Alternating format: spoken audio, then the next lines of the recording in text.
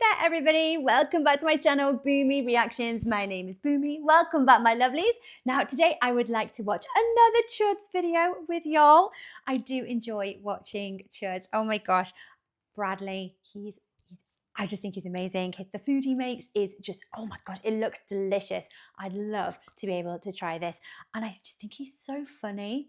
So these videos are an absolute delight to watch. And this one has come as a request from Matt W. Again, thank you so much, my friend. So this is the second one of your requests. And Matt says, we'll wrap this up with a fun Chuds Beef Wellington. Oh my gosh, have you guys ever had Beef Wellington? It might actually be the best dish on the planet. It is so delicious. There's pastry, there's steak. What's not to love? It's absolutely amazing. Oh my gosh, and you actually hear him sing! I've said so many times in these Chuds videos that I think he's musical. I think he can sing. You hear little snippets of it in his videos, and his voice is quite tuneful. It's quite melodic. So yes, I have a little fan theory that Bradley can actually sing. So, oh my gosh, I'm so excited. I can't wait. Oh my, so he's actually going back to his birthplace in New Hampshire. Oh, okay. Oh, this sounds like a very, very special, a Christmas special. That's what it is, a special episode. Right. Okay. Well, we're coming up to Christmas, aren't we?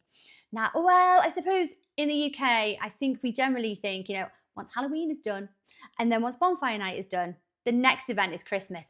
But in the US, you guys are still waiting for your Thanksgiving. So do you generally you work up to Thanksgiving, all the planning, all the prep, and then once Thanksgiving is done, then it's into Christmas mode? Is it a similar thing? Yeah? Anyway, guys, you know what I'm like. I deviate. I chat on, don't I? I know. So let's crack on with the video. And as ever, guys, if you're enjoying these reactions, please like and subscribe to my channel. Thank you so much, my lovelies. If you're interested, I have a Buy Me a Coffee account. The link is over here. And if you're interested in supporting my channel any further, I have a Patreon. If you want to check that out, that would be amazing. The link is in the description below.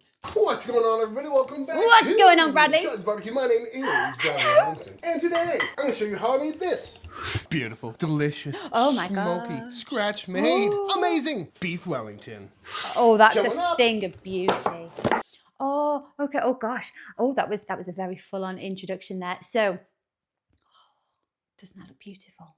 That Beef Wellington. Oh my gosh. I imagine you can make quite a cracking vegetarian Wellington as well. What do you guys eat for, is it Thanksgiving? I don't know, when would you normally have a Beef Wellington? Just any time of the year is enough for me. But for our vegetarian viewers out there, have you ever prepared a vegetarian Wellington? What do you put in it?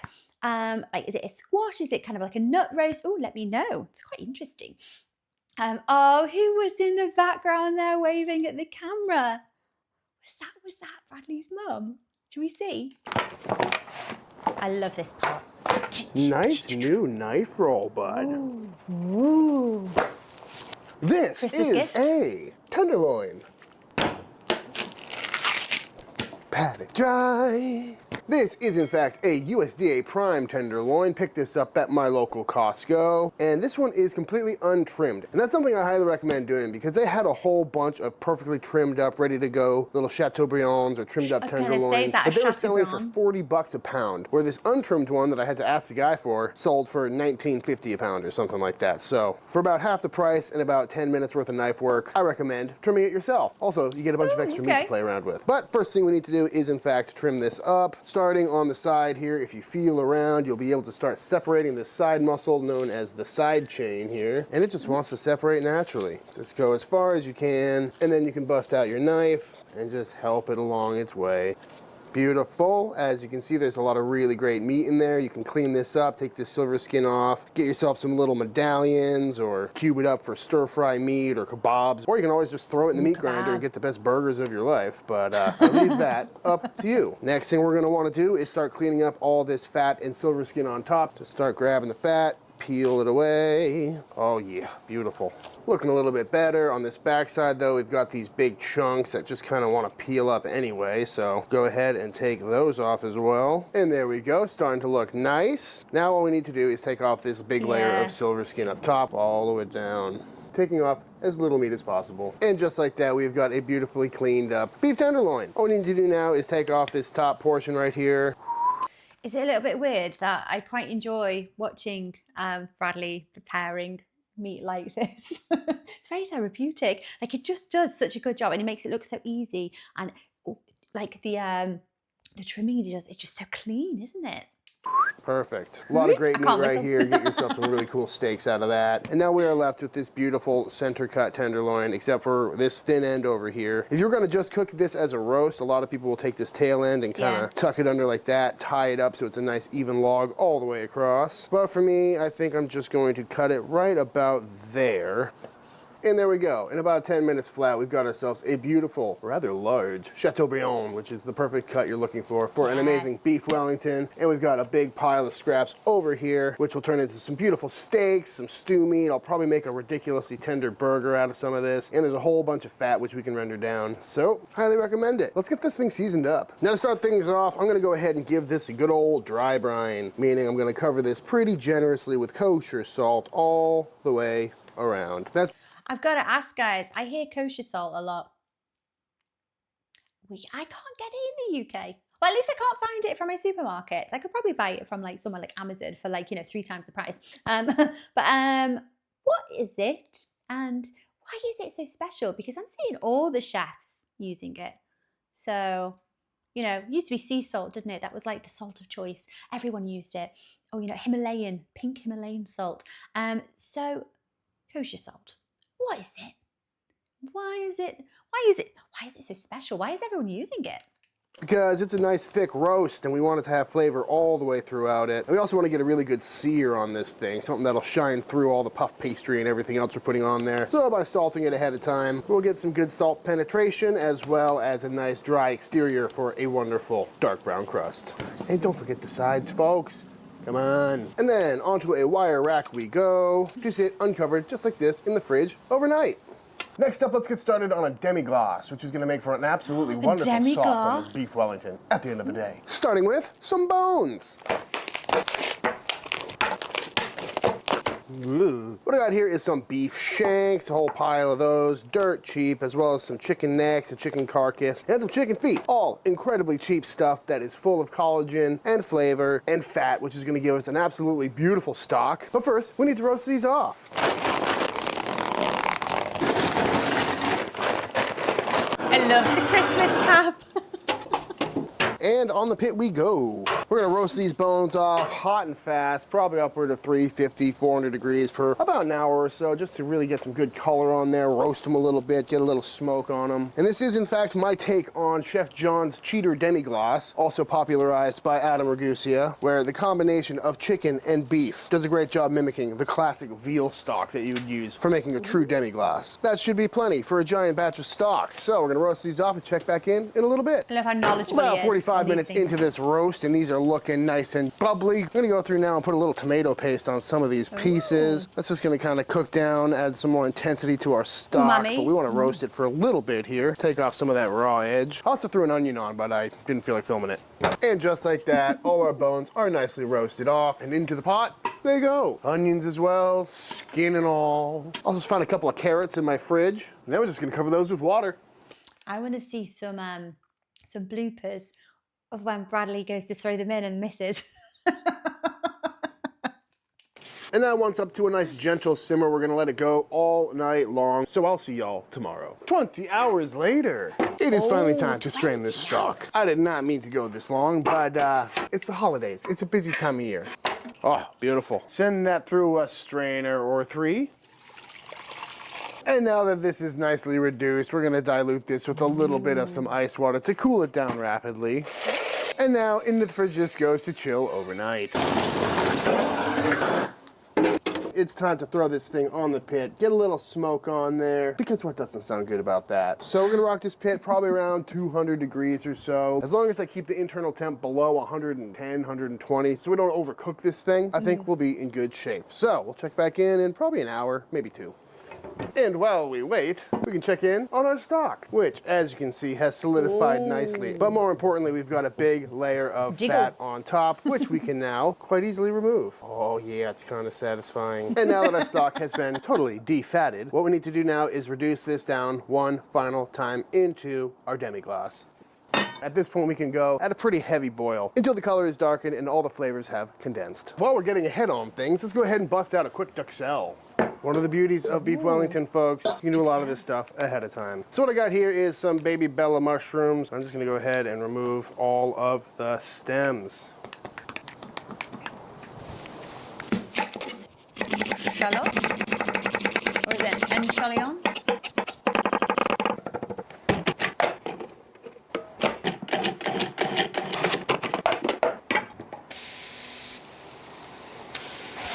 Smells good. Pretty classic duxelle here. We got some butter, shallots, garlic, all cooked down nice. Blended up those mushrooms, and now we're just trying to cook all the water out of the mushrooms to concentrate the flavor and make this kind of flavorful paste. And I think traditionally you're supposed to chop the mushrooms by hand or pulse it until it's kind of a rough chop, but I found when you really blitz it like this, it can act more of like a paste or a glue to hold everything together. And once nicely cooked down, we're gonna go in and hit with a shot of bourbon, because why not? Smelling so good over here. And then top it with some freshly chopped up thyme. And just like that, our duxelle is done. Beautiful. And just like that, off comes our beautiful, now nice and smoky tenderloin. And after a nice long reduction, you can see our stock has now become demi-glace, looking so nice and thick, so full of gelatin. And now into some ice cube trays we go. I make this a couple times a year, and these things certainly do come in handy. All right, folks, we've got our frozen tenderloin, actually. Our beautiful duxelle, Think about that for a minute our there. frozen little demi-glace cubes. This is maybe 1/5 of them, and I'm glad to have them on hand. And now I think it's time to head home for the holidays. I'm dreaming of a white Christmas, just like the ones I used to know. That's Bradley. Where those treetops listen and children listen to hear sleigh bells in the snow, the snow. Yeah, I'm dreaming of a white That's amazing. Christmas. Bradley, don't you have a Beef Wellington to make? Oh yeah. As you can see, I've made it home for the holidays here in lovely Lebanon, New Hampshire, and it is a very cold Christmas day. I just want to shout out to Bradley there. Oh my gosh! I recognise that voice. That was him, wasn't it? I knew he could sing. I knew it. I knew it. Oh my gosh. Well done. That sounded marvellous, Bradley. And now we need to get our tenderloin seared off. I'm still excited from listening to Bradley sing. Oh, there it goes. And simply enough, we're just gonna blast this thing with some heat, get some really nice char on there, little Maillard reaction. You know the drill, folks. Oh, that's a great idea. I forgot there's lights out here. Not a necessary step because we already smoked this bad boy, but little extra color, little charcoal flavor, never hurt anybody. And please, No, it did folks, not. don't forget the sides. Come on. Rookie move. And that is looking pretty much perfect to me. And fresh off the grill, we're gonna hit this with some English mustard for good measure. Smelling good in here. Mama, you ready for some Wellington? I will be. I can't that believe even you a cooked it question? outside. It's freezing out there. Yeah, well, luckily it was a really quick cook. Beautiful. And now we're gonna top this with some freshly cracked black pepper. And in typical Wellington fashion, we've got ourselves some plastic wrap down and some lovely prosciutto, which is kind of a pain to work with. Very delicate stuff. Yeah. A lot of people like to use apart. crepes for making Wellingtons too, but I don't think it's necessary. Can't forget our beautiful duxelle. Ooh. Kind of convenient, right? Just smear this out a little bit. And once spread out nice and thin, now we can go on with our beautiful little chunk of beef here. Now we just gotta roll this thing up nice and tight. This is gonna be a really big Wellington, by the way. Cute little log. And now we've got some classic store-bought puff pastry because I'm not ready to make that myself yet. We're just gonna roll this out to be as wide as our little log here. Do I remember Bradley saying that this is all made from scratch at the beginning of this video? Do you know what? I don't think it harms any recipe, does it, to get some store-bought pastry. If you want to be like a super cook, then absolutely make your own. But I don't think it harms any part of the recipe, so just pick some up like this. It's very, very convenient, isn't it, guys? It's very time-saving as well. So, it's fine by me, Bradley. Back onto some plastic wrap. Out it comes onto this pastry, and we're just gonna do our best to wrap this up as beautifully as possible. Nice and tight. And when we get to this side, we're gonna just take a little bit of egg wash here and just brush that down for a perfect seal. Oh God. A perfect seal. Try not to ding your pastry like an amateur. How many times have I made beef Wellington? This is what, the second? I think so. Trim off this excess on the bottom. Pinch these ends together, wrap it back up, same as before, and there we have it. Looking good. I'm gonna pop this back in the fridge for a couple minutes to firm up and get nice and chilled. How's Christmas been for you, Mom? It's been really great to have you and everyone home. This is a lot better than last year. This has been a much easier process because I did 90% of the work like a week ago. Yeah, I think we'll eat prior to 10. Yeah, it'll be nice. They don't know that we ate that prime rib at like 11:30 at night. But that's also the beauty of the Wellington, is a lot of people don't really know that you can do a lot of this work ahead of time. You know, even at this stage, we could pop that in the fridge and cook it tomorrow.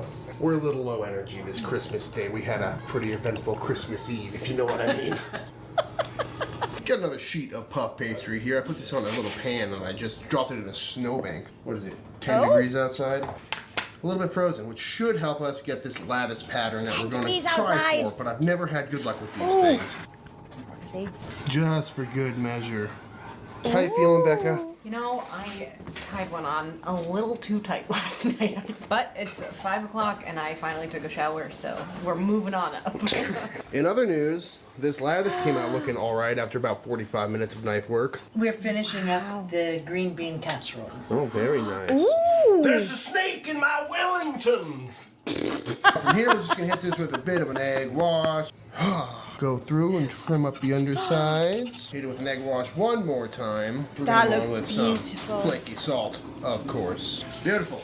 And now into a 400 degree oven this thing goes until it is temping right and looking nice and golden. And while that Wellington cooks away, we're gonna go ahead and make ourselves a quick little pan sauce using our lovely little demi-glace cubes, starting with a little squeezer of some oil, going in with some shallots, and just let those cook down for a minute.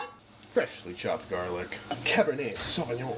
Oh yeah. Go ahead and toss a sprig of rosemary in there, and we're just gonna let this reduce down to a nice syrupy consistency.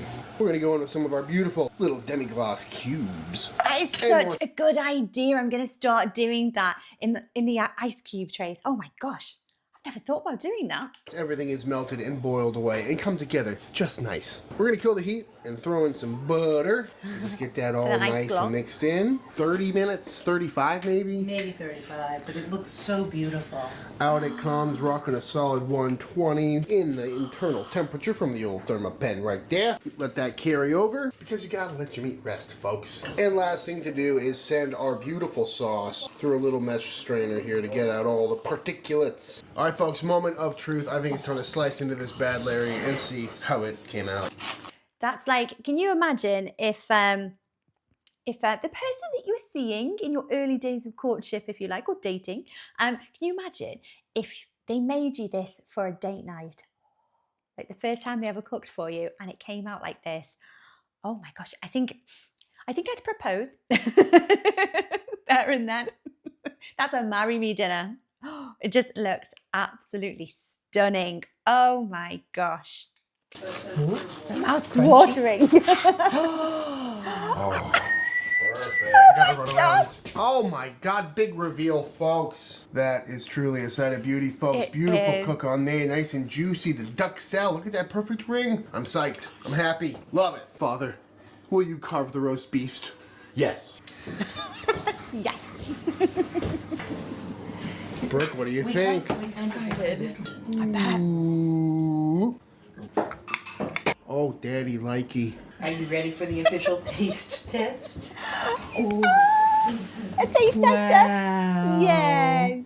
Merry Christmas, Josie. After a lovely Oh. Christmas dinner off camera, I must say that Wellington was absolutely spectacular. This driveway is a literal ice rink right now. And I know Beef Wellington is one of those things that seems really intimidating and real daunting of a task to do because there's so many steps and there's so many different ways you could mess it up, but it's really not all that hard to do. And if you are trying it for the first time, I highly recommend doing what I did and make as much in advance as possible. And this is definitely something I will be doing in the future for family meals because it really took the stress out of Christmas Day, having everything done ahead of time. You know, just wrap it up, throw it in the oven. It came together real quick. And out of everything, you gotta love a good Beef Wellington. You know, you got the medium rare meat, the smoky element was there, but not overpowering. And if you've never made demi-glace before, I highly recommend it. That was the star of the show. People were putting it on potatoes, on the Wellington. It was so good, so gelatinous, so rich. Highly recommend it. But all that being said, if you enjoyed this Looked video, let me know by hitting amazing. that subscribe button. Let YouTube know by dropping a like on this video. If you give this recipe a try for yourself, be sure to tag me on Instagram at Chuds BBQ. I love to see what y'all are cooking. Big shout out to all the Patreon members. Thank you for supporting Team Chud and allowing me to keep making all these videos. Merry Christmas from my family to yours. And until the next time I see you, please go cook something outside. Peace! Oh my gosh. Guys, how amazing did that look? I think Beef Wellington might actually be one of my favorite. I think it's made it into the top 10 dishes. Absolutely. What's not to like? It's one of those really, really decadent, luxurious meals, isn't it? And that looked just 10 out of 10, 11 out of 10. Oh my gosh, it looked absolutely amazing. I would really, really like to recreate this. So, do many of you eat a Beef Wellington on Christmas Day? I think we've chatted about this before, haven't we? So we normally have probably a bit closer to what you guys have on Thanksgiving for your Thanksgiving meal. That's probably more similar to what we would have for a Christmas dinner in the UK. So we have turkey on Christmas, which probably sounds really bizarre outside of the UK. But yeah, turkey is a big thing on Christmas Day. So what do you guys eat? Do you have turkey? Do you have turkey Thanksgiving and then do you have it again at Christmas? Or do you have a Christmas ham? Or something else? Or Beef Wellington? Let me know in the comments. I always find these things really, really interesting. And I've always got about 50 questions. But we saw a green bean casserole here. Now that is a staple that you guys, or you know, quite a few of you maybe differs from one state to another, but green bean casserole, you guys eat that with your Thanksgiving dinner, right? It looked pretty tasty. So, thank you for watching this with me, guys. And take care of yourselves. I will see you in the next video. Much love. Bye-bye for now. Bye.